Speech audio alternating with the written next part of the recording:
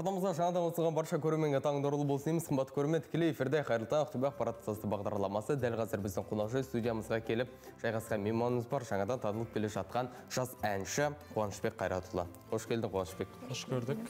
Көңіл күйі қалай? Жақсы, керемет. Біріншіден қайырлы таң қазақ елі, барша ақтөбеліктер. Біріншіден рахмет осындай кешке шақырып қонақ қылып жатқандарыңызға. Ал енді Қуанышбек, ең алдымен шығармашылыққа тоқталмастан бұрын бүгінгі тақырыпқа бір шолу жасайық. Салт дәстүрлер. Жалпы қазақтың салт дәстүрлерін білесің бе? Өзің жалпы ұстанасың ба дейінші?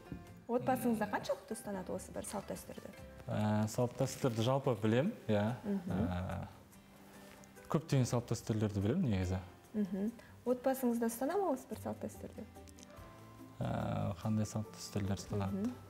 Жалпылай айтсаңыз болады, өзіңіз көріп жүрген.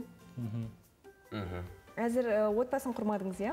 Жоқ, құрмадым отбасын. Негізінен байқайсың ба, көп жігіттер қауымы осы бір отбасын құрған кезде нағыз салт дәстүрдің куәсі болып жатады, иә? Сол үшін де мүмкін алдағы уақытта сізге де сол бір бұйырып қалар. Ендеше, әрі қарай енді сұхбатымызды жалғастырайық. Қазіргі уақытта осы бір өңірімізге белгілі, танылып келе жатқан жас әншілердің бірі сіз. Осы бір әншілікке ең бірінші қай уақытта қайдан бастадыңыз? Мен негізі әншілікке кішкентайымнан әуестенем. Жалпы кішкентайымнан ән айтып келе жатырмын десем де болады. Жалпы осы мамандықта да өзім оқыдым. Өзім оқыған, бітірген жерім осы Ақтөбе Ахмет Жұбанов атындағы музыкалық колледжі. Өзіміздің Димаш бітіріп кеткен, сол колледжде білім алып, 4 жыл сояқта білім алғам. Сөйтіп жүріп, сол мекенде жүріп, жалпы әнмен әуестеніп, ән айтып, сахнаға шығып, сөйтіп, жалпы өнерге сөйтіп келгем. Ұстазың кім? Ұстазым, мен ояқта шыны керек, жалпы осы ән айту мамандығында оқыған жоқпын ол жақта. Қандай мамандық? Ол жақта мен жалпы ұйымдастыру мамандығында оқыдым. Ояқтағы домбыра аспабында ойнадым. Сол мамандықта оқыдым. Ол жерде менің Бақытбек Зейнел дейтін өзімнің ұстазым, сол кісінің шәкіртімін. Жалпы сол кісіден тәлім тәрбие алғам. Жалпы солай оқып жүріп, сонымен қатар әнді де қатар алып, сөйтіп қазіргі таңда енді әншілік осы әншілік мамандығын естім. Қазіргі уақытта енді шығармашылығыңызда қанша әніңіз бар? Қандай бағыттағы әндерді орындайсыз? Жалпы шын айтсам, жалпы өнерге енді аяқ басып келе жатқан адаммын. Сондықтан да қазіргі өзімнің қоржынымда енді бүгінгі Алла қаласа тұсауы кесіліп тұрған бірінші әнім, алғашқы әнім. Бірақ енді одан кейін де әндерім бар. Жалпы бірақ әлі шықпады олар енді. Дайын тұрған, енді осы әннен кейін кезегімен шығарам деген ойдамын. Енді Қуанышбек, осы ретте өзің енді былай бүгін дәл қазір осы студиямызға жаңа әннің тұсауын кесеміз. Содан бөлек өзіңнен бір қонаққа да сұрайықшы. Гитараңды алып келген екенсің. Болады. Қонақ кәде айтпастан бұрын мен жалпы осы жылы десем де болады. Осы жылдың басында өмірімдегі енді маңызды сәттердің бірі болған. Ол өзімнің жақсы көретін сүйген жарыма осы сөз салған болатын. Топ шірген. Сөйтіп, Алла қаласа, Алланың қалауымен сөзімді қабылдап, той болғалы жатыр. Оң болсын. Құттықтаймыз. Сол жанға арнап бір керемет ән арнап берейін. Бәрекелді.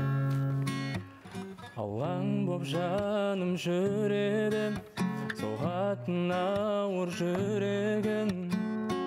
Кім енді мені жеткізеді деп, армандарыма үмітте баяғы, таусылуға да таяды. Бақыттан күдер үзіп жүргенде, таптым ау сені, жүрегімнің емі. Өзіңсіз мүлдем жаралы жан едім, таптым ау сені, жүрегімнің емі. Өзіңсіз мүлдем жаралы жан едім. Жылуын сезбей күніңде бозарып тоңып жүрдім мен. Сағыну деген күйді де мүлде ұмытқанымда санамнан жай таба алмай қаламнан бақыттан күдер үзіп жүргенде таптым ау сені жүрегімнің емі өзіңсіз мүлдем жаралы жан едім таптым ау сені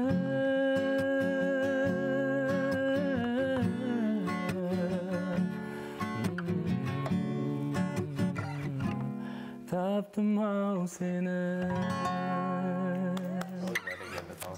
Жалпы Қуанышбек өзің негізі лирика бағытында көп ән айтасың ғой, иә? Көбіне сол лирика, махаббат жөнінде, қазіргі жастардың жалпы талғамы да сол ғой, негізі шыны керек, махаббат жөнінде. Бүгінгі тұсауы кесілгелі отырған әннің тарихы қандай? Жалпы бұл ән туралы айтып кететін болсам, бұл әннің аты «Сүйемін сені» деп аталады. Бұл ән өзімнің бауырларымның әні Рахмет Болатұлы деген бауырым, осы жақын бауырым. Ал сөзі Әсет Сәтжан деген бауырым, тоже жақын бауырым. Осы екі баланың әнімен сөзіне өрілген ән. Жалпы бұл ән жалпы негізі махаббат жөнінде, негізі мұңлы жағында шыққан ән. Енді белгілі бір себептерге байланысты, сондай бір өмірде өзгерістерге байланысты, сол жалпы сол тақырыпта сол неде шыққан ән. Ендеше көп созбай сол әнге де кезек берсек дейміз. Дәл қазір қымбат көрермен Қуанышбектің керемет әнін тыңдап тұсауын кесетін боламыз. Қуанышбек, осы ретте өзіңе алғыс айтқымыз келеді. Тек қана өсіп өркендей бер, болашағың жарқын болсын, бір жаңа керемет туындыларың жарық көре берсін деген тілек білдіргіміз келеді. Қымбат көрермен, біз дәл қазір әріптесіміз Айжан Ерланқызының пернетақтаға арналған лайфхактар тізіміне бір шолу жасайық. Содан соң Қуанышбектің керемет әніне кезек беретін боламыз.